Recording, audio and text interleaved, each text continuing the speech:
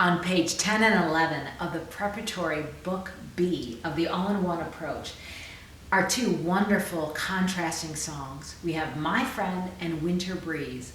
Both of these pieces are reviewing notes that the student has already learned. In My Friend, I ask the students to tap the rhythm and count out loud. So we can definitely have them do this on the fall board, whether it's open or it's closed. We can have our students tap on their thighs. We can play the piece while they point to each note and count out loud in rhythm. That always helps the student to feel like they're moving from left to right. And I also ask the students to remember what seconds are or what steps are, right? From a line to a space or a space to a line.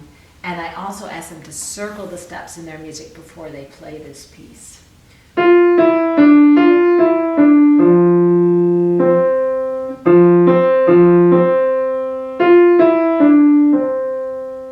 And remember, these books can be digitally downloaded from SuperScore.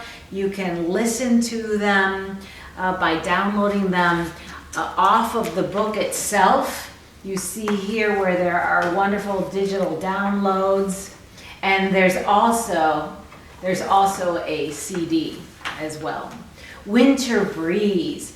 Oh my goodness. Let's remind our students to play with their wrist and arm level with each other like this, so that they don't have floppy, loose wrists when they're playing. So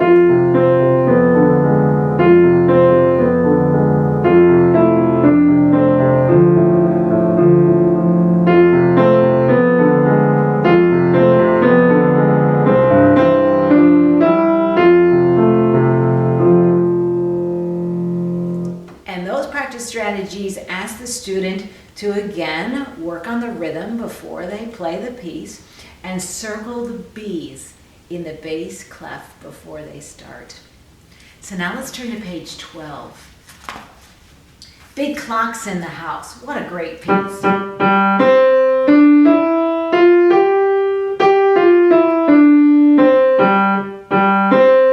In 3/4 time. The first time around, it's nice and big and forte, just like that grandfather clock on the left-hand side of the page.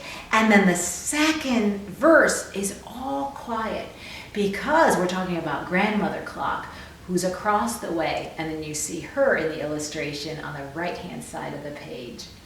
So why don't we go ahead and ask our students what hand position they're in. And they're going to say, oh, I'm in middle C position in the right hand, but my left hand is definitely not in middle C position because my third finger is on this G in the bass clef. So we ask the students to circle the dotted half notes, circle the repeated notes, and again, tap and count out loud before you begin. And then the right hand duet part, I should say the teacher part,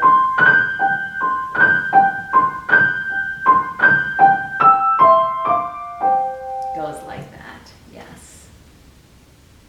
So, when students are mindfully practicing, you can use some wonderful little chickens that I have for Easter here.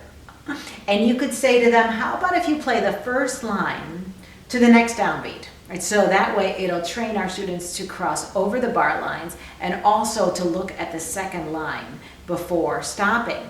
And you say every time you play correctly, the notes, the fingering, and the rhythm, we're going to move a little chick all the way down to the other side of the piano. So let's do that.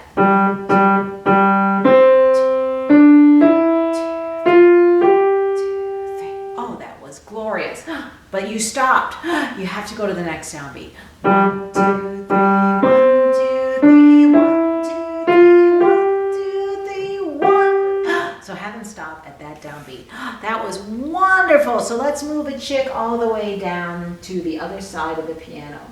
So when they do it again correctly, move another chick down. And then when they do it the third time correctly, again move the chick.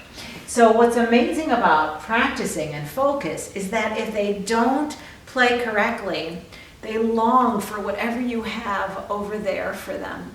And then you say, why don't you go a little bit slower so that you can really focus on accuracy with fingering, notes, right, and rhythm. And then they will really focus and get that other chick over to its friends. So you can have this wonderful practicing suggestion work for you every day. You could have your students do this at home. You could also ask the students to go ahead and practice with nice, perfect piano hands. So if they're playing flatly on the keys,